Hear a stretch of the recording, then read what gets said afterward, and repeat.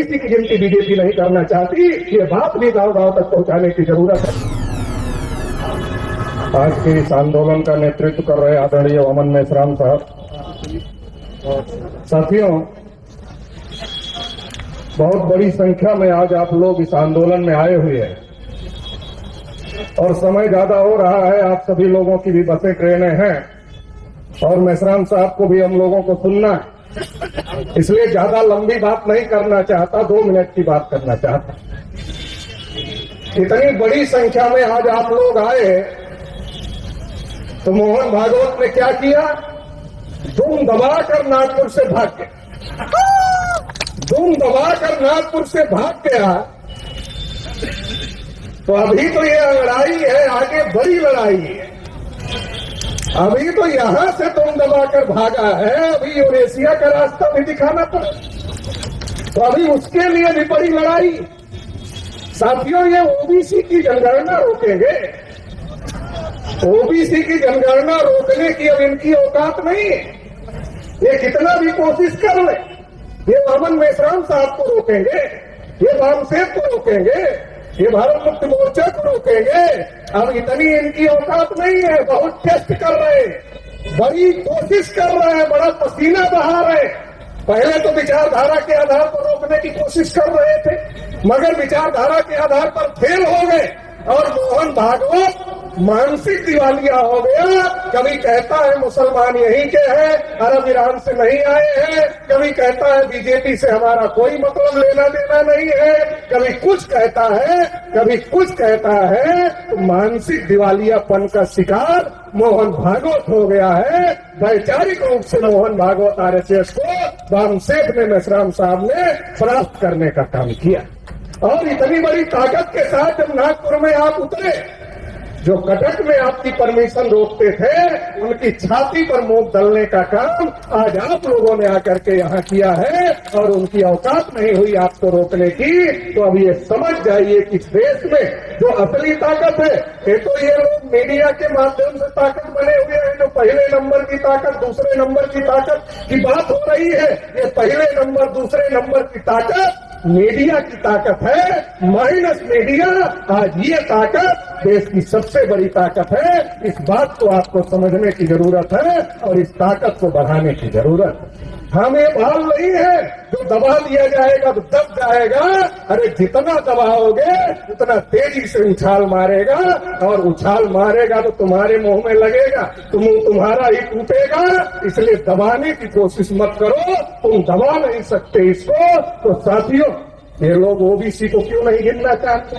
क्योंकि ओबीसी को ये हिंदू के नाम पर गिनते हैं और ओबीसी को हिंदू के नाम पर गुलाम बनाकर रखना चाहते हैं। ब्राह्मणों को पता है कि ओबीसी गिना गया तो ब्राह्मण नंगा हो जाएगा। देश में 3.5% ब्राह्मण है, ब्राह्मण ओबीसी के पीछे छुपा हुआ हिंदू के नाम पर। जैसे ओबीसी की गिनती होगी, ब्राह्मण नंगा हो जाएगा। नहीं गिन रहे हैं, फिर भी ओबीसी जागृत हो रहा है।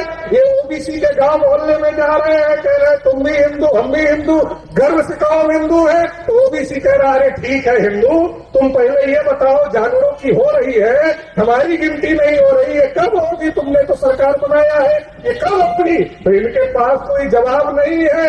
अब तुम भी हिंदू, हम भी हिंदू नारा नहीं चल रहा है, क्योंकि ओबीसी को भी पता चल गया कि ब्राह्मण अपने को हिंदू नहीं मानता है, ब्राह्मण तो अपने को ब्राह्मण कहता है, ब्राह्मण अपने को हिंदू मानने के लिए तैयार नहीं है।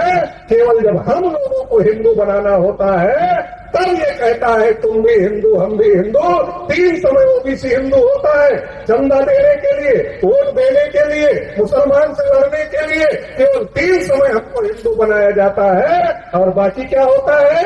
बाकी वो कितने जाहिल टाइप के लोग हैं, अभी भी उनके मन से फितूर नहीं जा रहा। कितना बढ़िया संविधान बाबा साहब अम्बेडकर ने दे दिया, समता बंधुता बंधुता है, देश के सभी नागरिक बराबर है, किसी के साथ कोई भेदभाव नहीं है।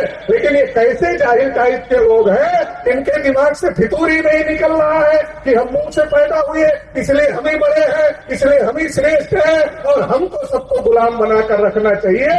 जो जाहिलता वाली व्यवस्था इनके पुरखे पूर्वजों ने बनाकर रखी थी, वो जाहिलता वाली व्यवस्था इनके दिमाग से नहीं निकल रही है और इसी वजह से ये लोग ये सारा काम कर रहे हैं, संविधान के विरोध में काम कर रहे हैं, लोकतंत्र के विरोध में काम कर रहे हैं, ओबीसी एससी एसटी के हक अधिकारों के विरोध में काम कर रहे हैं। लेकिन अब ये रोक नहीं सकते, ये सफल नहीं हो सकते।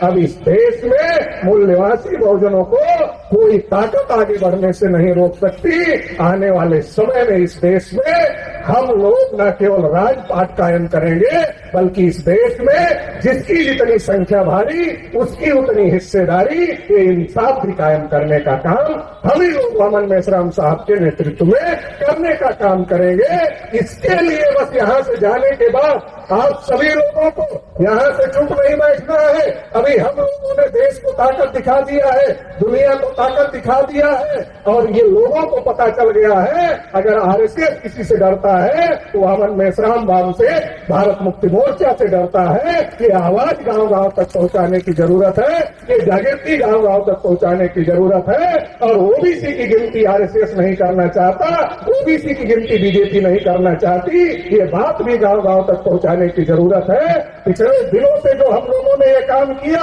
उसका नतीजा आया कि 2024 में जब सरकार बनी तो 2024 में सरकार दोनों पैरों पर खड़ी सरकार नहीं बनी, लंगड़ी सरकार बन गई, क्योंकि ओबीसी के लोग हट गए। अभी ये जो लंगड़ी सरकार है इसको गिरा देना है, ये गिर जाएगी। अभी ये जा करके यहाँ से गांव-गांव में बहुत बड़े पैमाने पर जागृति फैलाना है। और ये ओबीसी का मुद्दा कैसे रोकेंगे, ये कैसे रोकेंगे?